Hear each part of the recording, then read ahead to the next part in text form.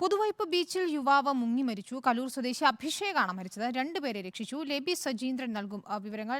ലെബി, എപ്പോഴാണ് അപകടമുണ്ടായത്? എന്താണ് വിവരങ്ങൾ? ഇയാൾ ഒറ്റയ്ക്കായിരുന്നോ അവിടെ ബീച്ചിലെത്തിയത്?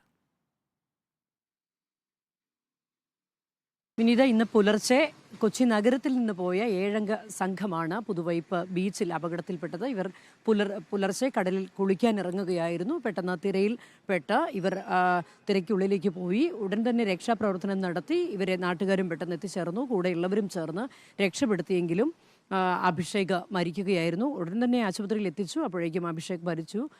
കൂടെയുള്ള 2 പേർക്ക് അല്പം നില ഗുരുതരമാണ്. ബാക്കിയുള്ളവരെയും ആശുപത്രിയിൽ പ്രവേശിപ്പിച്ചിട്ടുണ്ട്. ഇവരിൽ 2 പേർ ഇപ്പോൾ എറണാകുളം മെഡിക്കൽ ട്രസ്റ്റ് ആശുപത്രിയിലും ഒരാൾ എറണാകുളം ജനറൽ ആശുപത്രിയിലുമാണ്.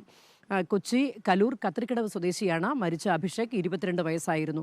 നമ്മളിവിടെ എടുത്തു പറയേണ്ട കാര്യം വിനീത, ഇത്തരത്തിലുള്ള അപകടങ്ങൾ അനുദിനം വർദ്ധിക്കുകയാണ്. കേരളത്തിലെ പല തീരങ്ങളിലും ഇത്തരത്തിൽ കുട്ടികൾ വിനോദ അവധി ദിവസങ്ങളിൽ ഇത്തരത്തിൽ ആഘോഷപൂർവ്വം അവധി ആഘോഷിക്കുന്നതിനായി കടൽ തീരത്തേക്ക് പോകുന്നു. അവിടെ തിരയിൽപ്പെടുന്നു. ഈ അപകടം പതിവാകുന്നു. ഈ സമയത്തും രക്ഷാപ്രവർത്തനം, സുരക്ഷാ മുന്നറിയിപ്പൊക്കെ ബീച്ചുകളിലുണ്ടെങ്കിലും അത് ഇങ്ങോട്ട് എത്തുന്ന പ്രത്യേകിച്ച് യുവാക്കളത് തീരെ കാര്യമാക്കാറില്ല. ഇത്തരത്തിൽ ഇവിടെ സാധാരണ വലിയ അപകടമൊന്നും നടക്കുന്ന ബീച്ചല്ല പുതുവൈപ്പ്. എങ്കിൽ പോലും സുരക്ഷാ മുന്നറിയിപ്പൊന്നും പാലിക്കാതെ കുളിക്കാൻ ഇറങ്ങിയത് തന്നെ ആയിരിക്കാം അപകട കാരണമെന്ന് പോലീസ് പറയുന്നു.